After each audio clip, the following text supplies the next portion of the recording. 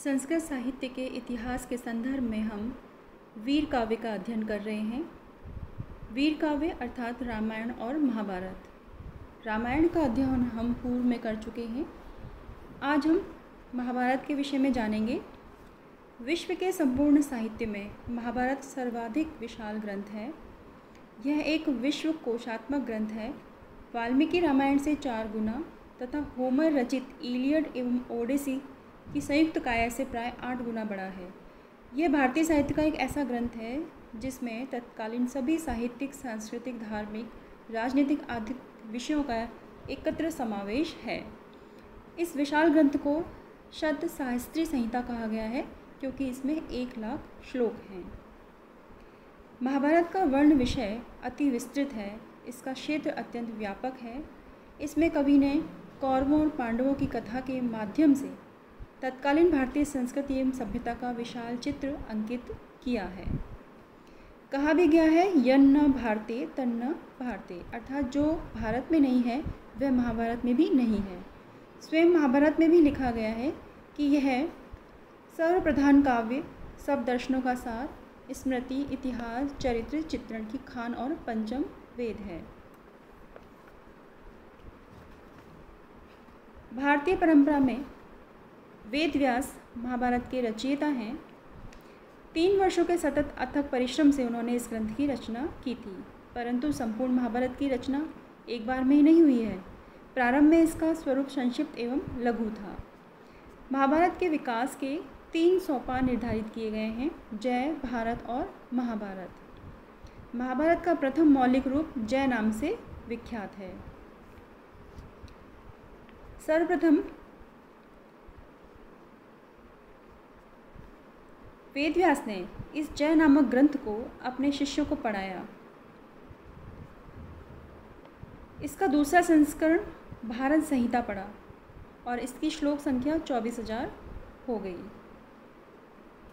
महाभारत इस संस्करण के अंतर्गत 1,00,000 श्लोक हो गए तथा इसे शत सहस्त्री संहिता कहा जाने लगा। महाभारत की जो कथा है वह 18 पर्वों में विभाजित है। इसकी पर्व अनुसार कथा संक्षेप में इस प्रकार है। सबसे पहला पर्व है आदि पर्व।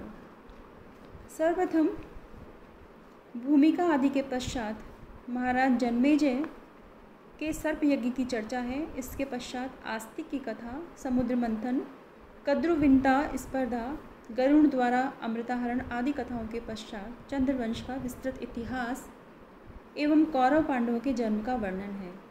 युधिष्ठिर को युवराज घोषित करने के बाद दुर्योधन लाक्षागृह बनवा कर पांडवों को जला देना चाहता है, परंतु वे बच निकलते हैं। उन्हें द्रौपदी के स्वयंवर में विजयश्री प्राप्त होती है। वे लौटकर हस्तिनापुर आ जाते हैं तथा उन्हें आधा राज्य प्राप्त होता है। इंद्रप्रस्थ को अपनी राजधानी बनाते हैं। इसके बाद मणिपुर में चित्रांगदा के साथ अर्जुन का विवाह होता है। द्वारिका में सुभद्राहरण एवं अर्जुन का विवाह, खांडव वन का दाह आदि घटनाएं इसी पर्व में घटित होती हैं। दूसरा है सभा पर्व। मैं दानव द्वारा अद्भुत सभा भवन का निर्माण, नारद का आगमन, युधिष्ठिर का राजसूय यज्ञ करने की इच्छा व्यक्त करना, राजसूय का वर्णन। इस अवसर भीष्म के कहने पर श्री कृष्ण की पाद पूजा, शिशुपाल द्वारा विरोध करना तथा कृष्ण द्वारा उसका वध करना।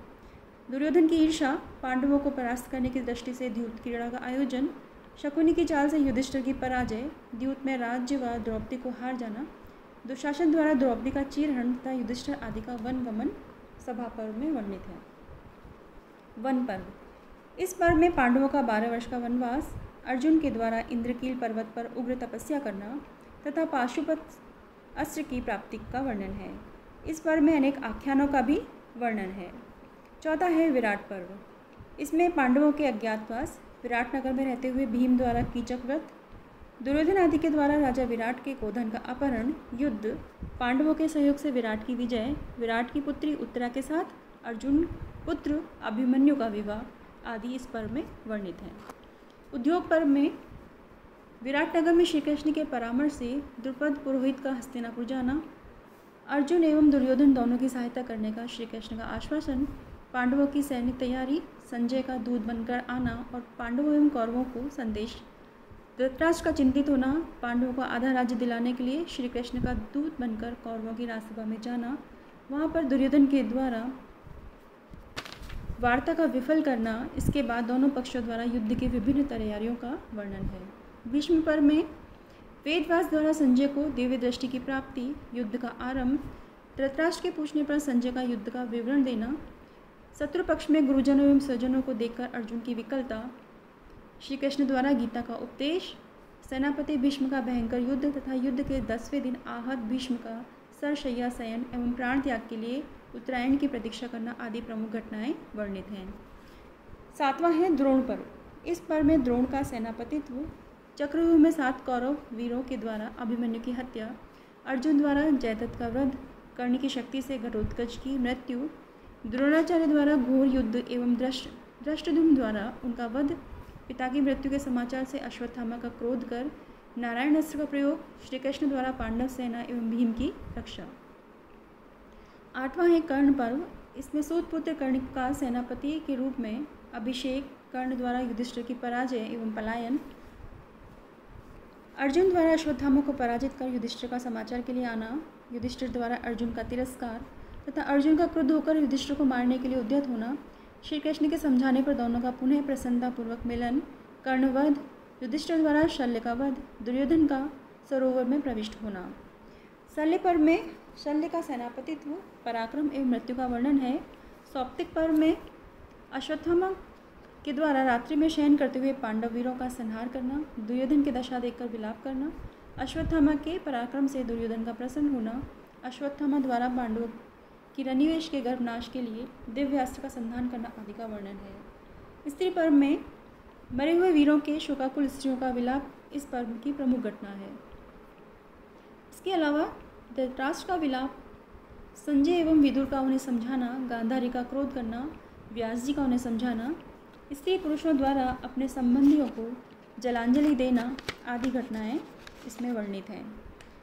12वां है शांति पर्व।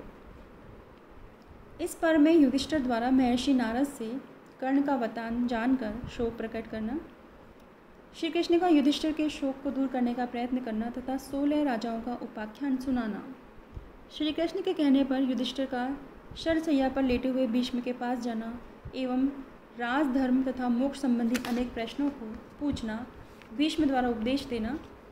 इनके अलावा अनेक प्रकार के आख्यान व कथाएं भी इस पर्व में कही गई हैं। 13वां है अनुशासन पर्व।